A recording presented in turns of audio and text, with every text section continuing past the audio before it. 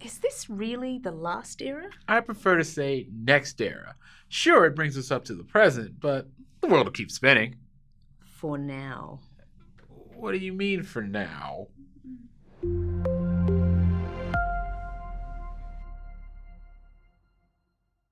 Hi, I'm Kim Lochner, and along with Colby Burnett, we're introducing Era-7, the Great Convergence and Divergence. What does the world of May 1914 look like in the pages of an average history textbook?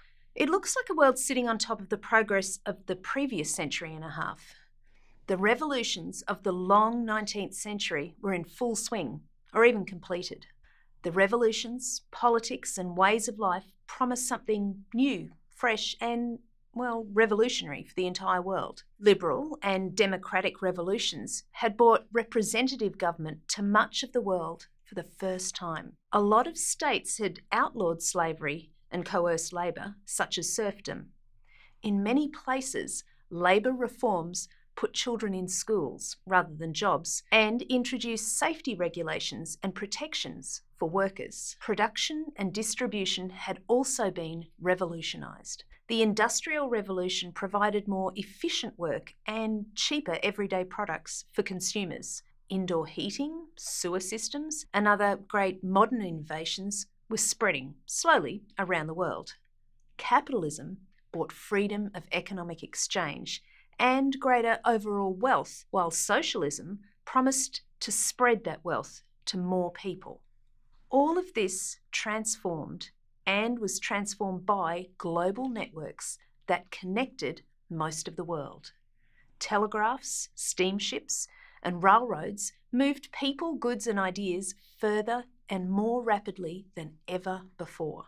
From one perspective, this seemingly happy story of progress for everyone illustrates the global changes that had happened by May of 1914.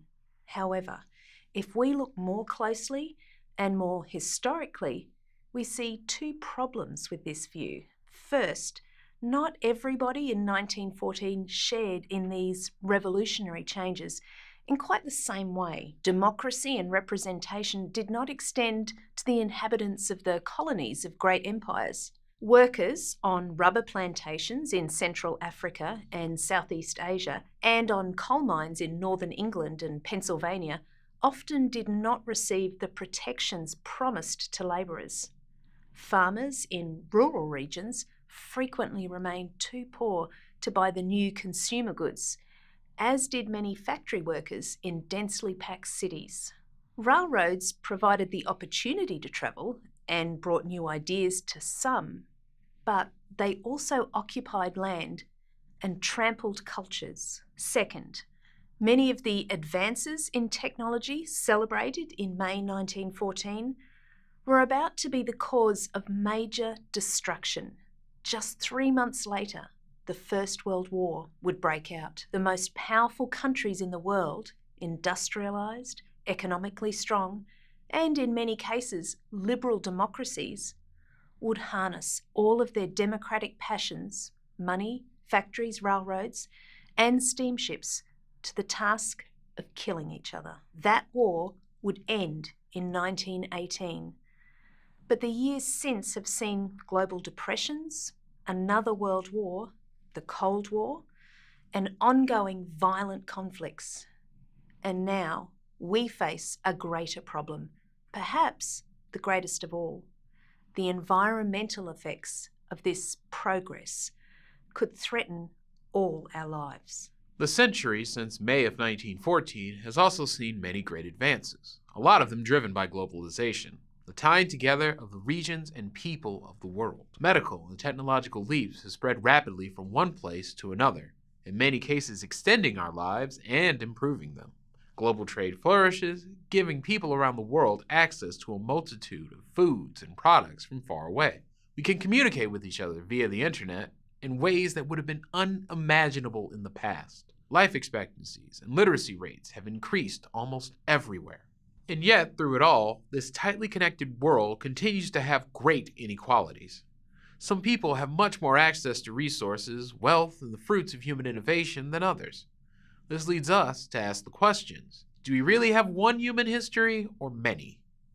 And has the trend in human history been towards equally shared experiences or to greater inequality and quite different experiences for different people? There's a lot of data that suggests that things are getting better overall.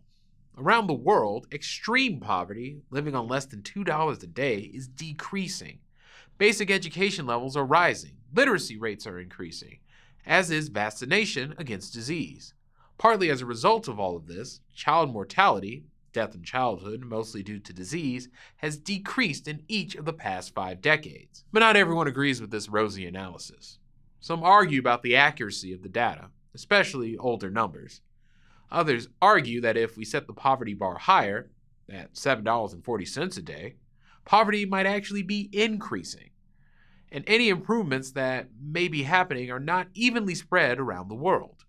Some people, even in a single country or city, have benefited far more than others. Nowhere exemplifies the relationship between the challenges and opportunities of the last century more than Detroit, Michigan.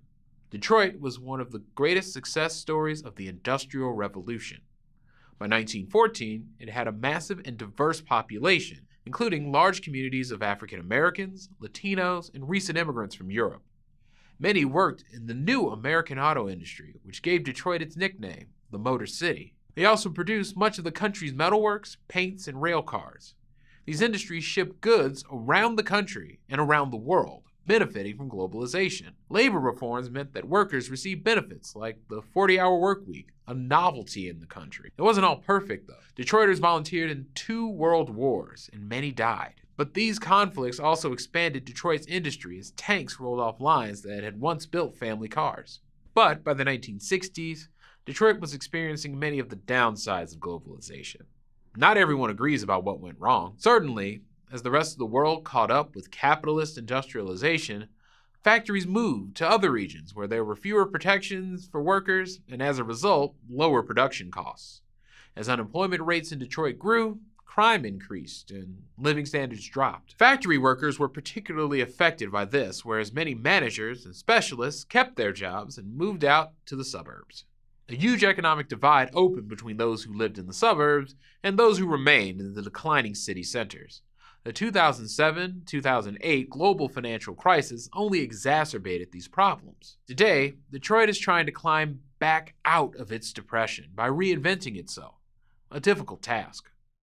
As with many cities around the world, some attempts at improvement have led to gentrification, a process by which cities become wealthier, but only by displacing the poorer residents to less desirable, often rural regions. Globalization was first a building block of Detroit's success, and later a cause of great suffering.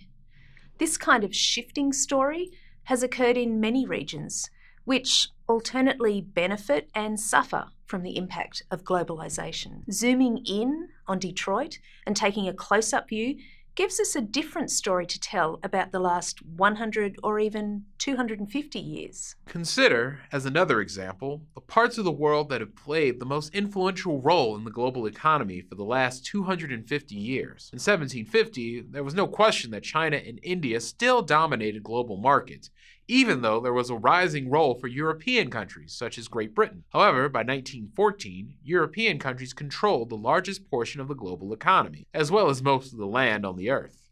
Yet today, as the United States has taken the place held by European nations at the start of World War I, China, India, and Middle Eastern countries are again major players in global trade and economics. Switching between a long and a short view is similar to moving between a global and a close-up view of one region, something we've been trying to demonstrate throughout your journey through the past. In both cases, changing scales, whether geography or time, helps us ask better questions and get better answers. In studying our world today, this most recent era seems to give us the most information for understanding how things came to be the way they are.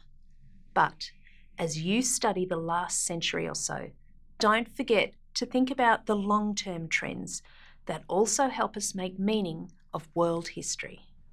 So that's everything? Well, they still have to do the unit. And then history just stops? Not at all. It just changes its name to... The future! Yes, I was totally listening.